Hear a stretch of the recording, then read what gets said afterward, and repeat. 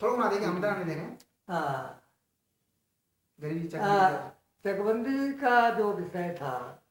ये असल में इसकी जो एक से शुरुआत हुई, तो शुरुआत का जो मुख्य कारण ये था कि हमारी जो जमीन थी वो सब बिखरी बिखरी इधर उधर, और बिखराव जब किसी भी चीज़ का होता है तो वो किसी काम की होती नहीं है, उसका लाभ हम उठा नहीं सकते। तो इसी तरह से खेतों का बिखराव से हम खेती में कोई योजना नहीं बना पा रहे थे। और इसी के साथ साथ हमारा ये भी कहना है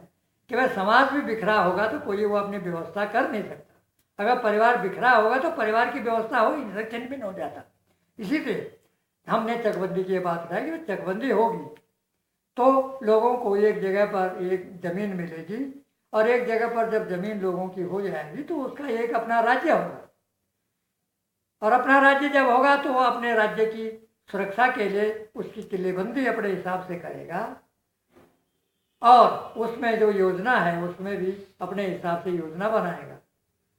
जब इस तरह से हर परिवार की अपना एक चक होगा, अपना एक राज्य होगा, तो मैं समझता हूँ वो दिल लगाकर उसकी सुरक्षा भी करेगा, उसकी व्यवस्था भी करेगा, और उसका विकास भी करेगा। अगर ऐसा होता तो निश्चित रूप में मैं समझता हूँ कि केवल 10 वर्षों में ही गांव गांव का और पूरे उत्तराखंड का चौमुखी विकास हो जाता, उत्पादन अरबों का तो उत्पादन होता, और लाखों लोगों को घर में ही रोजगार मिल जाता, और इस तरह हमारे जो भावी पीढ़ी है उनको नौकरी के लिए, छोटी मोटी नौकरी के लिए भी दर दर इधर उधर न भटकना पड़ता। गांव में पहले जिस तरह अन्न के भंडार हमारे भरे होते थे, ठीक उसी तरह आज भी हमारे अन्न के भंडार भरे होते। और यही नहीं बल्कि मैं समझता हूँ सब्जी और मसाले, फल, ये जितने भी यह जड़ी बूटी है, इसका सारा जो है निर्यात हम लोग कर सकते थे, और उस निर्यात से हम लोगों की जो है काफ़ी इनकम बढ़ सकती थी। उसके साथ साथ जो हम उत्पादन करते, ये कच्चा माल जो हमको मिलता, इसके कच्चे माल का हम लोग जो है कुटीर उद्योग करते, कोई जैम बनाता, कोई अचार बनाता, कोई मुरब्बा बनाता, कोई चिप्स बनाता, कोई कंडी बनाता, कोई कुल मिला करके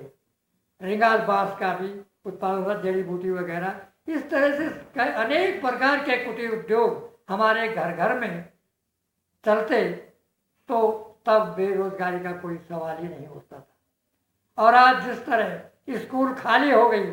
लोग पढ़ाने के बहाने जो इधर उधर भटक रहे हैं शहरों में, वो इस तरह भटकते नहीं बल्कि गांव में रहते, और स्कूलें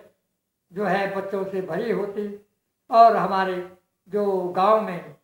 बूढ़े लोग हैं उनको साथ देने के लिए पूरे परिवार वहाँ गांव में रहता, मैन पावर बढ़ती, जनसंख्या बढ़ती, और जब जनसंख्या ज़्यादा होती तो निश्चित रूप में हमारे विधायक जो आज कम हो गए हैं वो विधायक कम नहीं होते, बल्कि जनसंख्या बढ़ती तो विधायक भी बढ़ते, हमारे जनप्रतिनिधि भी बढ़ते, और उनकी ताकत भी बढ़ती। इस तरह ये खुशहाली का एक नया दौर शुरू होता। लेकिन दुर्भाग्य है कि इस लड़ाई को लड़ते लड़ते इतने वर्ष हो गए, लेकिन राज्य बन के भी 14 वर्ष हो गए, लेकिन अभी तक किसी भी सरकार ने अभी तक विकास का स्वरूप क्या होगा, विकास की रूपरेखा क्या होगी, ऐसा कुछ भी अभी तक नजर नहीं आ रहा है। कोई रूपरेखा बनी ही नहीं, और जब रूपरेखा ही नहीं बनी तो क्या नीति बनेगी और क्या योजना बनेगी। जो पैसा आ रहा है केवल पैसा ठेकेदारों के लिए आ रहा है, उस पैसे से मैं समझता हूँ कुछ भी नहीं हुआ। सरकार ने जलागम की अनेक योजनाएं चलाई, जलागम में करोड़ों रुपया हर वर्ष यहाँ खर्च हुआ जलागम के नाम पर, और उद्यानीकरण के नाम पर, कृषि विकास के नाम पर, सिंचाई के नाम पर, और मैं समझता हूँ कृषि उपकरण या कई प्रकार की जितना भी यहाँ बजट आया है इसके लिए